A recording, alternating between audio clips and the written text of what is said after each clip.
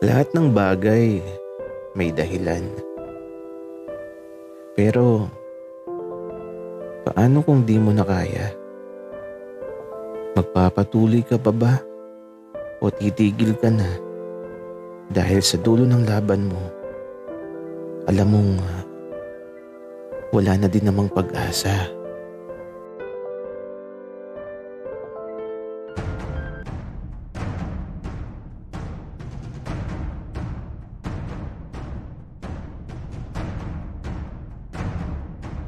Kaibigan, huwag mong kalimutan mag-subscribe sa aming channel at huwag din kalimutan i-click ang notification bell at subscribe button. Subscribe na!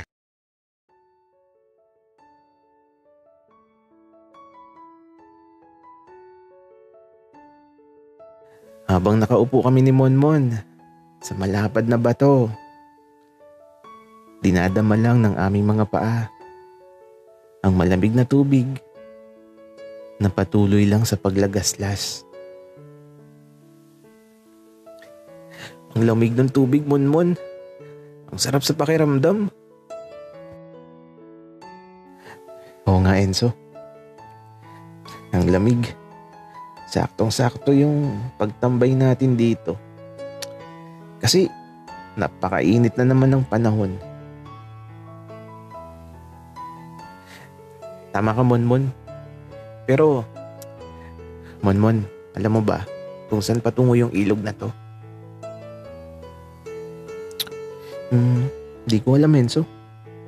Siguro sa dagat, kaya lang malayo pa yung dagat dito.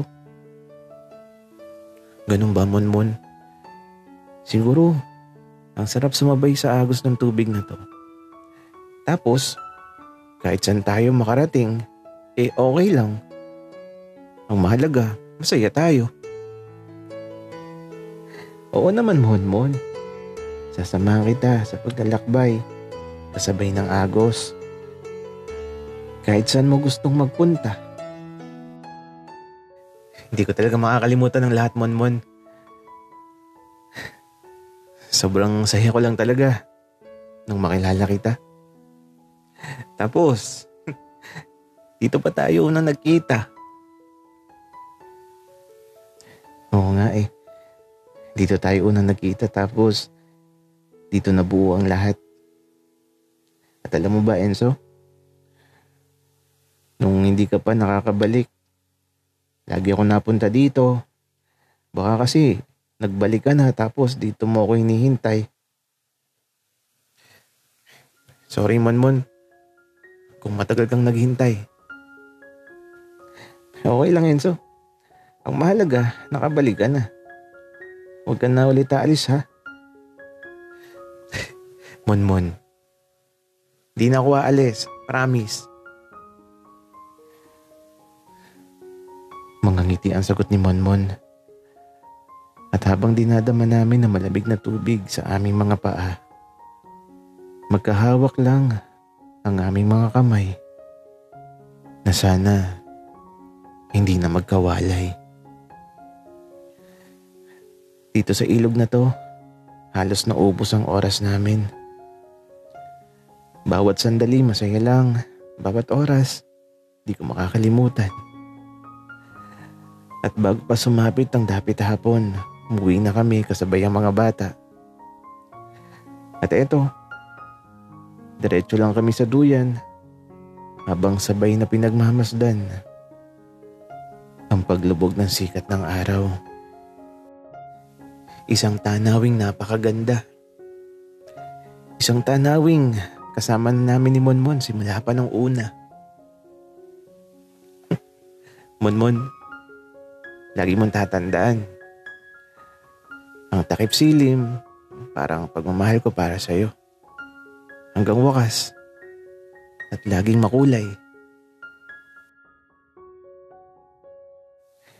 Oo naman, Enzo. Pero alam mo, ako yung mga bituin na unang masisilayan mo sa pagsapit ng dilim. Kasi, sasamahan kita. Kahit sa pinakamadilim na parte ng buhay mo. Basta, Enzo, nandito lang ako kahit anong mangyari. Dahil ang mga bituin na unang makikita mo sa langit, ako yan. At ang mga pangarap natin. Monmon, sa palagay mo, 10 taon mula ngayon, sa tingin mo, nasan ka na? Enzo, siyempre, nasa tabi mo pa din ako. Tapos, masaya lang. Tapos, kumakain tayo ng lollipop habang nagduduyan dito. Monmon, gusto ko na regaluhan mo ko ng madaming bulaklak. Basta, madaming bulaklak. Ano bang date ngayon? Basta, sa 10 taon mula ngayon, gusto ko ng madaming bulaklak. Siyempre naman, Enzo.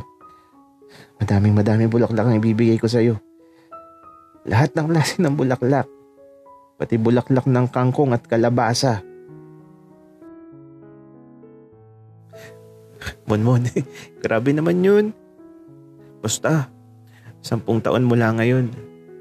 Dapat tuparin mo yan, ha?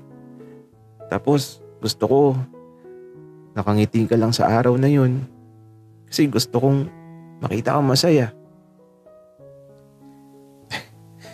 Enzo, walang problema. Basta, mag-promise ka din sa akin na sabay tayong tatanda. Monmon, sabay naman talaga tayong tatanda. Wika ako. Pero eto, natahimik ako bigla kasi hindi ako sigurado kung sabay ba talaga kaming tatanda ni Monmon. Enzo, okay ka lang ba? Oo naman, sobrang okay ako, Monmon. Hindi mo kailangan mag-alala sa akin. Mabuti naman kung ganun, Enzo. Tara na sa loob at madilim na. Kaya ito, bago pa kami papakin ng lamok, pumasok na kami sa loob ng bahay. At eto, nagluluto na ng hapunan yung nanay nila.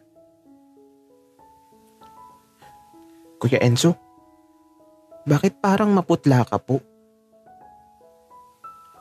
Oo nga po, Kuya Enzo. Bakit po maputla yung kulay nyo? Kambal, okay lang ako. Baka dahil lang to sa pagligo sa ilog kanina. Junjun, Bembem, tulungan nyo na muna si nanay sa pagluluto. Mamaya na kayo manood ng TV. At eto, naiwan na kami dito sa sala. Yung kambal, ayun, tumutulong sa pagluluto. Sa paglipas ng mga oras, naghapunan na kami at eto, matapos makakain, naligo na ako. Para naman presko bago matulog. At nang matapos ako, naligo na din si Monmon. Kaya eto, nandito lang ako sa kama. Naghihintay kay Monmon. Habang nakaupo ako sa gilid ng kama, nakaharap lang ako sa salamin. Pinagmamasdan ko kung ano itsura ko kapag nakangiti ako.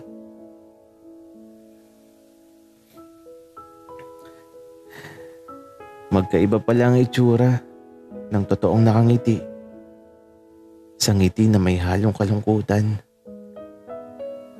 At eto, pumasok na sa silid si Monmon. Nakatapis na lang siya ng tuwalya. Ito ba? Ngiting-ngiti eh.